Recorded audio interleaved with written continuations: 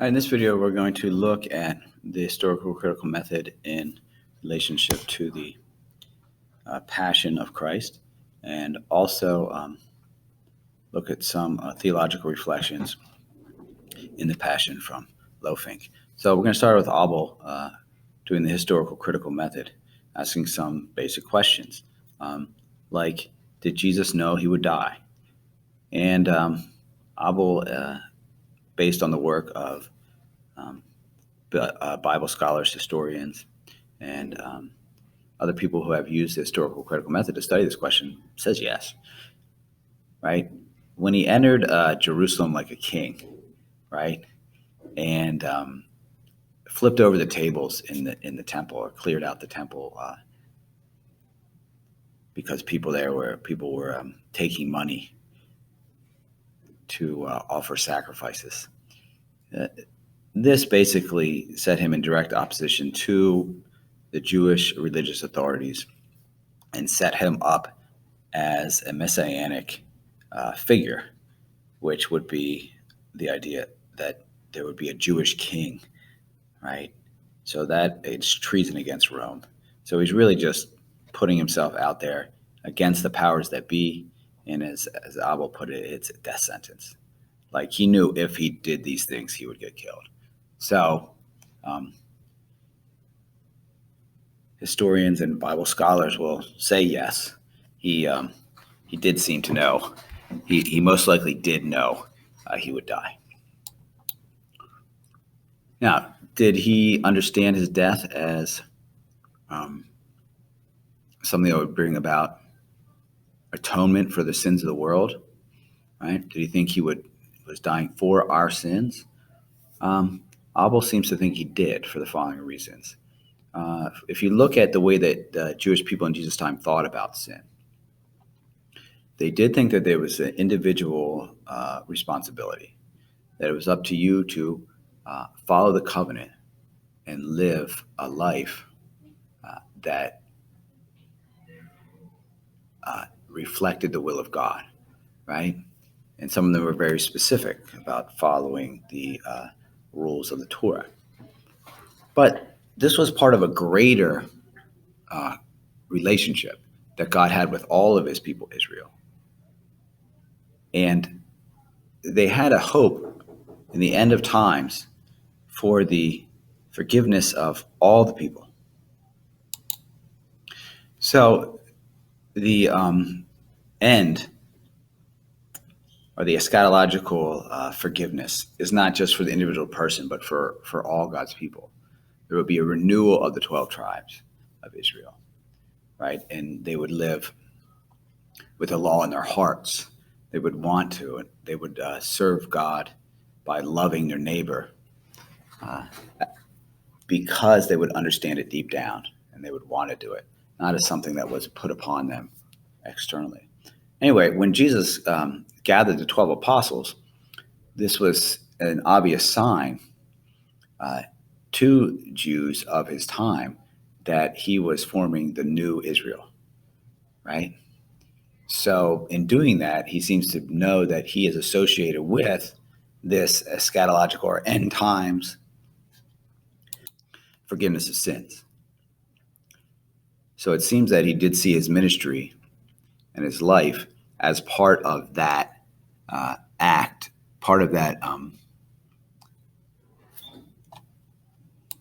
divine initiative to restore Israel through the forgiveness of sins. But what about his death specifically? Did he see that as atonement, or a repairing of Israel? So this word atonement refers to the idea of repairing the relationship between God and Israel, right? The idea is that it will be made whole, or brought into harmony again. So we see through the Old Testament, God is always faithful to his covenant. God is always there trying to help the Israelites. He's always there offering his guidance and delivering his blessings to them. However, right, sometimes they don't participate in the covenant by following his advice. And so when they don't follow his advice, they don't receive the blessings, and they end up losing the land and have all these other problems. So there is a need for repairing in the relationship, not from God's side. God is always offering his love to the Israelites, always trying to help them, but from the side of Israel, from the side of the people, right? That they're not taking advantage of God's blessing, so to say. So this idea of repair of the relationship very much the same idea as the eschatological hope of the new Israel, right? In the Second Temple tradition, that means the Jewish belief in the time of Jesus. They did have this belief that, like the martyrs, if someone died for the cause, that they were a ransom or a payback for sins that the people had committed.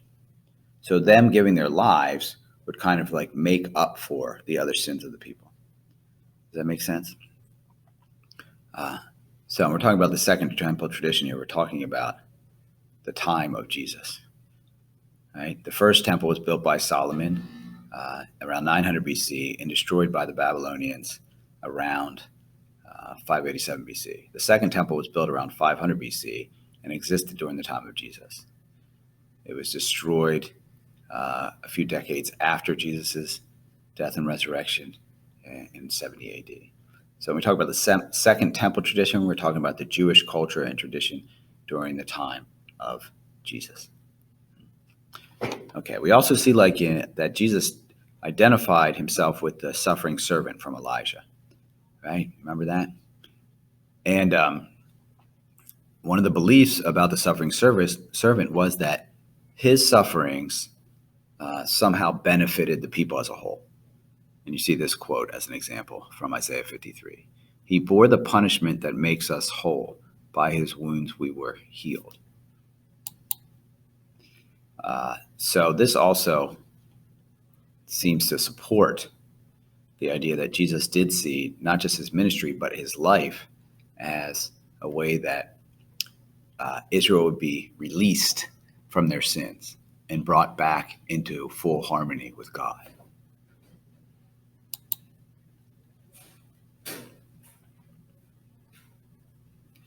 The other thing we see is that the early Christians definitely saw Jesus's death as the redemption or expiation for the sins of the world, right? So in other words, through his sacrifice, it covered or canceled out. Redeemed is my favorite term.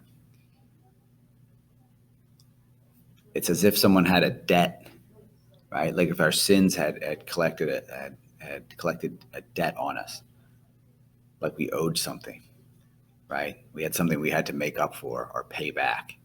And Jesus' death was understood as something that wiped out that debt and therefore freed us from slavery, just the way that a redeemer would come and pay off a slave's debt in ancient Israel. And this would allow them to be free from slavery. So we see these quotes from 1 Corinthians and Gospel according to Mark. These are just a couple, but it is plentiful in the New Testament writings that the early church understood Jesus's death as redemptive. They understood that his death was part of the salvation of Israel, and particularly the new Israel, right, which was open now to the whole world.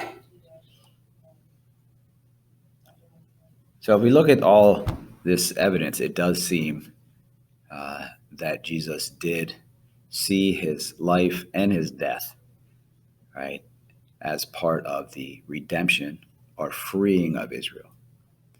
In other words, that he died for us, right? He died to free us from the slavery to sin. He died to free us from that which was afflicting us and stopping us from living in the image and likeness of God. That's what was stopping us from living as a community of loving persons. That which was stopping us from being the people that God had created us to be.